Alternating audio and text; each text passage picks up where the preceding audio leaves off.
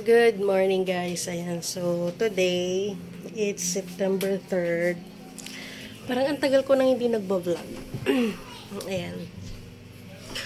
So, kahapon, hindi pala.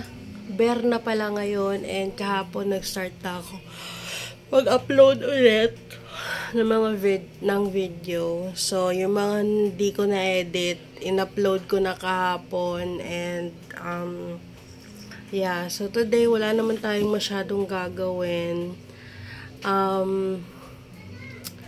Kasi wala tayong masyadong gagawin today kasi nandito lang naman ako sa bahay, wala akong ginagawa and wala na tayong work. So, yun, nag-iisip lang ako kung anong gagawin ko sa araw na to.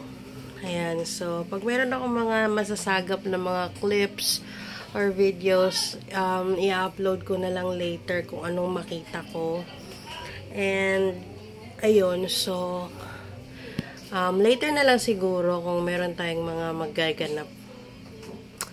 Okay, so, see you later!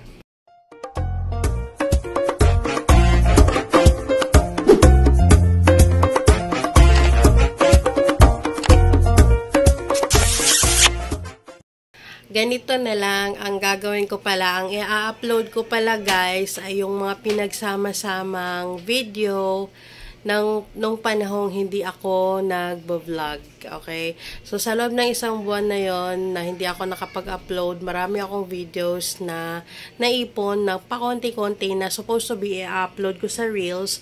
But unfortunately, nawalan ako ng gana sa Reels.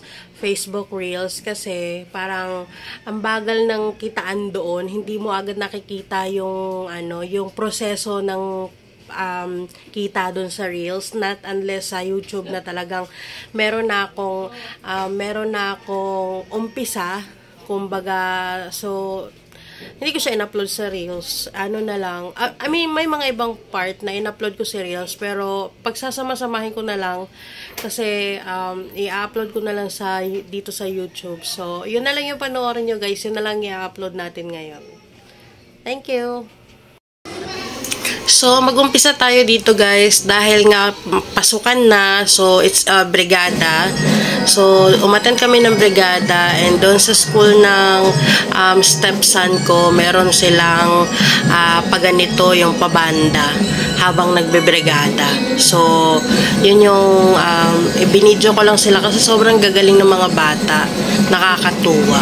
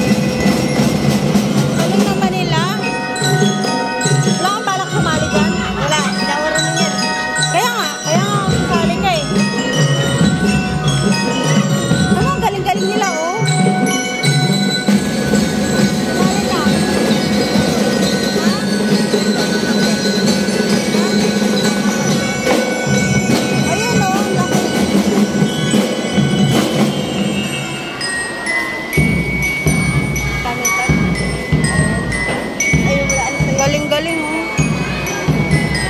Ang liliit nila pero ang galing-galing nila oh.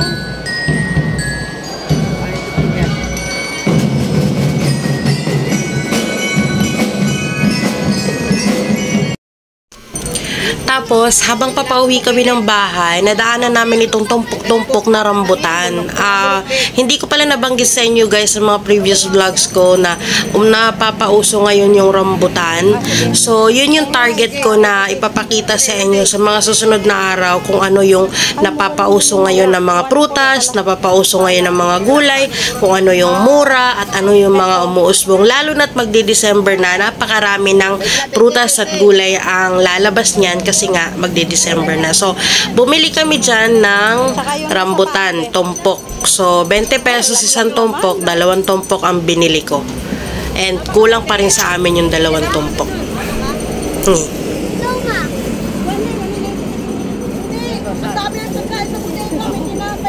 Nay, nakaglaglag naman yan, be.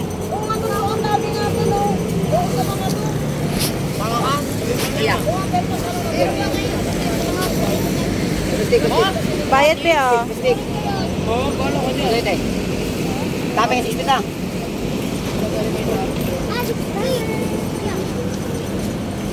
Pwede lang, pwede. Pwede lang, oh, lamputan, tunto. Rambutan. Thank you.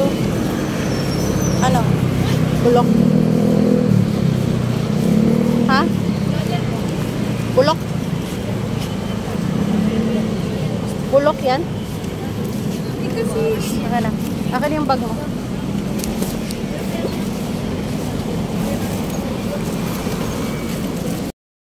Kasi Tapos, itong video naman na to, na ipapakita ko sa inyo ay isinusoli ko yung sapatos na naiwan sa grab car ng asawa ko at pinapakuha ng may-ari. So, binigay ko naman sa grab driver ng motor. Doon sa ano? Doon sa kabila ka dumaan? Dito din. Okay na po. Okay na, kuya. Thank you.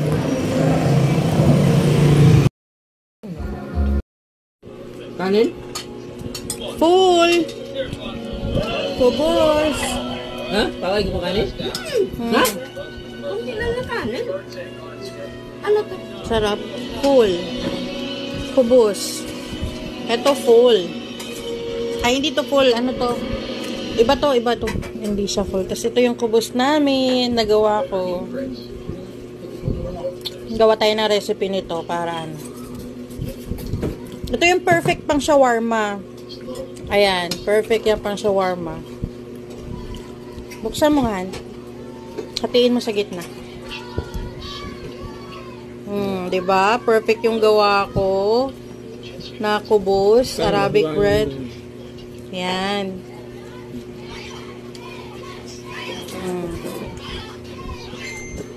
Perfect. Yan. Diba? Ang lambot. Gawa tayong bukari. Ay, biryani pala. Bukari, biryani. Gawa ko ng biryani. Kasi meron ako nabiling mix. Mix spice and curcum.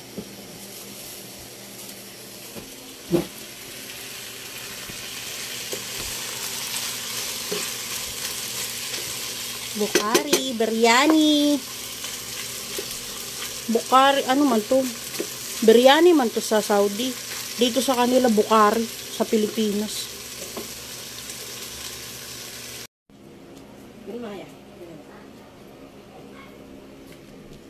Shatta.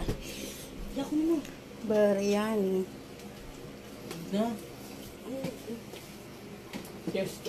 Fiesta. So, after namin kumain ng pinakita ko sa inyo, gumawa ako ng Arabic bread and gumawa din ako ng biryani. Pakita ko naman sa inyo dito yung nabili kong pugita. Pugita daw to, hindi naman daw to squid. So, ayun.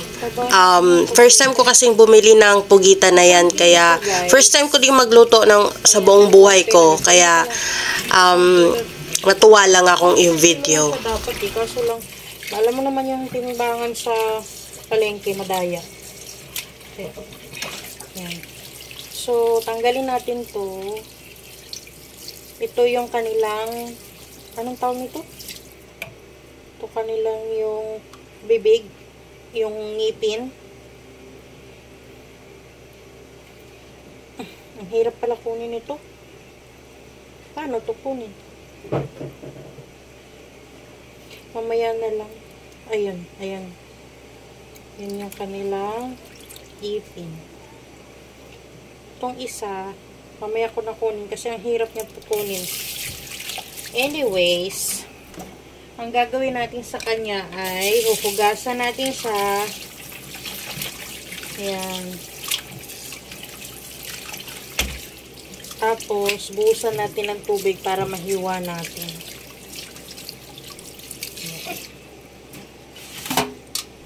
Oh, patay mo muna. So guys, ito yung ating pugita. Tapos kumulo na yung ating tubig. Ayan. Gagawin natin ay hubusan natin siya ng tubig.